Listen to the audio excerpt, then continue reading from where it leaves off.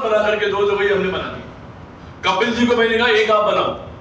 Doctor गौरव मेरे से पूछ रहे थे, इंजीनियर गौरव, अब मेरे को क्या करना है? मेरे को एक कोई भी आप चूज कर लीजिए विधानसभा, वो विधानसभा बना दीजिए, बना करके लिस्ट सौंप दीजिएगा नायक जी को और सैनी जी को कि हमने विधानसभा बना दी। तो सबसे पहली चीज है CWC का गठन, ताकि वो विधानसभा में 200, 500, 1000 कार्यकर्ता एक्टिव रूप से आपके साथ जुड़े। फिर विधानसभाओं में डेमोक्रेटिक तरीके से चुनाव करवाइए, विधानसभा अध्यक्ष बनाइए चुनाव करवा करके। अभी विधानसभा लेवल पे चुनाव नहीं हुआ है, ये प्रदेश लेवल पर हुआ है। हमारा जैसे डेमोक्रेटिकली अगर आगे बढ़ना है और पक्का होना है तो हर विधानसभा में इलेक्शन होंगे, हर विधानसभा में डेमोक्रेटिक तरीके से एक अध्यक्ष बनेगा, विधानसभा अध्यक्ष, एक कार्यकारिणी बनेगी, कुल 21 लोगों की कमेटी बनेगी। एक विधानसभा में 21 जनों की कमेटी बनेगी और वो 21 जने जो नायक साहब अभी बोल रहे थे, मैं बिल्कुल क्लियर करना चाहता हूं, एक विधानसभा के 21 जने इंटू 200 विधानसभा इक्वल टू 4200 लोग। 1.5 घंटा लेट होगी, समझ रहे हैं बात? अधिवेशन में उनको बुलाया जाता, अधिवेशन में हर विधानसभा के चुने हुए 21 और 200 विधानसभाओं के 4200 वो पीपल्स ग्रीन पार्टी के मालिक होंगे, वो पीपल्स ग्रीन पार्टी का असली संचालक होंगे कि चुनकर के आए।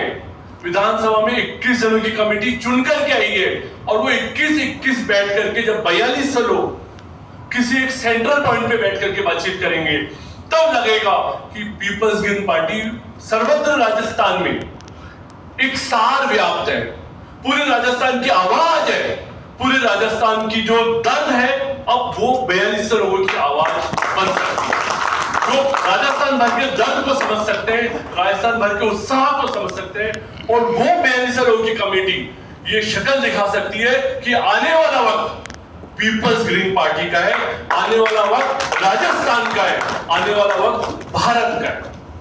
हमें चुनौती मिली हुई है, आप मान के चलिए। भाजपा वाले भी आपको बोलते हैं कि तुम्हारा क्या होगा, तुम सरपंच का चुनाव नहीं जीत सकते, तो जल्दबाजी मत कीजिए। जो कहा जा रहा है, पहले ये 4200 लोगों को चुन करके लाइए, CWC बनाइए, फिर चुनाव करवाइए और 4200 लोगों को चुन करके लेकर आइए, अधिवेशन कीजिए।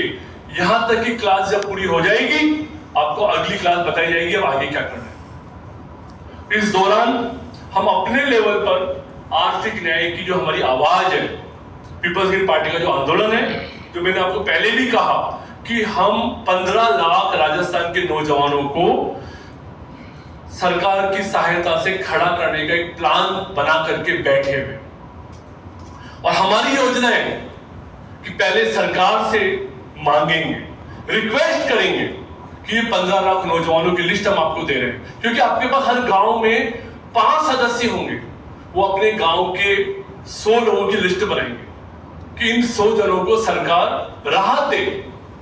इन 100 जनों को, जैसे इस संगरिया वाले जो भाई साहब हैं, इनका जो गांव है, इस गांव में 100 जनों की लिस्ट बना करके देंगे कि ये 100 जनों को खड़ा किया जाए। भजनलाल जी, इन 100 को खड़ा करो। ये जो हमारी खन्ना बहन है, ये जहां भी रहती है, जिस गांव में रहती है, जिस वार्ड में रहती है, ये वहां से 100 जनों के नाम निकाल करके लाएंगे। हमारे सारे कार्यकर्ता 100 लोगों की टीम बनाएंगे और 15 लाख नौजवानों को लिस्ट भेजेंगे, भजनलाल को लिस्ट भेजेंगे, राजस्थान सरकार को, लोकल MLAs को, लोकल पार्षद को, लोकल सरपंच को। इनका उत्थान कीजिए।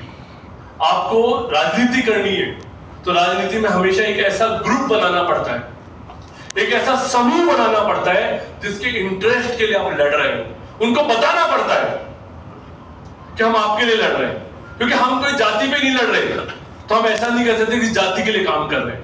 हम कोई धर्म के लिए नहीं लड़ रहे, तो हम 15 लाख नौजवानों के उत्थान के लिए लड़ रहे हैं। ये बात, ये मैसेज हर गांव में पहुंचाएंगे, हर ढाणी में पहुंचाएंगे कि पीपल्स ग्रीन पार्टी अगर आएगी, 15 लाख लोगों को खड़ा करके रख देगी, 15 लाख लोगों की जिंदगी को बदल के रख देगी, 15 लाख लोगों की तकदीर को बदल के रख देगी।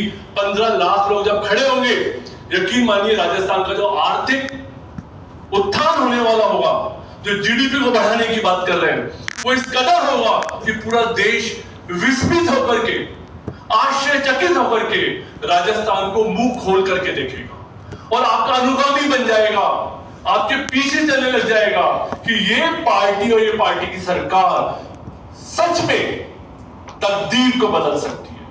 फिर आपको जरूरत नहीं पड़ेगी कि मोदी को गाली बक के वोट लेंगे, फिर आपको जरूरत नहीं पड़ेगी कि राहुल गांधी को गाली बक के वोट लेंगे।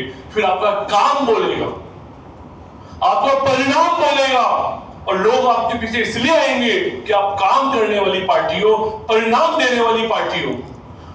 मैं हमेशा से कोशिश करता हूं कि हम कांग्रेस और बीजेपी को कम से कम गाली दें। हाँ, उनकी कमियों को उजागर करना हमारा काम है, लेकिन गाली बकने से कोई फायदा नहीं है, क्योंकि हमें अपनी ताकत गाली बक करके हम साबित नहीं कर सकते। अपनी ताकत अपना परिश्रम करके, अपना काम करके, अपनी मेहनत करके हम साबित कर सकते हैं। वो राहुल गांधी दिन भर अंबानी और अडानी को गाली बकता है, क्या मिलता है उसको? सिर्फ चंदा लेने के लिए गालियां बकता है कि भैया मैं भी 4 गाली बकूंगा, थोड़ा मुझे भी मिल जाएगा, लेकिन इतनी गाली बक चुका कि वो चंदा देने को भी अब तैयार नहीं है। दोस्तों, बात को समाप्त कर रहा हूं, क्योंकि ऐसे तो बोलते रहेंगे और मुझे पता है वो समय आगे बढ़ गया है। एक और बात मैं कहना चाह रहा था लास्ट में। देखिए, पार्टी आगे बढ़ रही है, पार्टी को आर्थिक सहायता की भी जरूरत है। और मैं चाहता हूं कि क्या होता है, कोई भी कंपनी में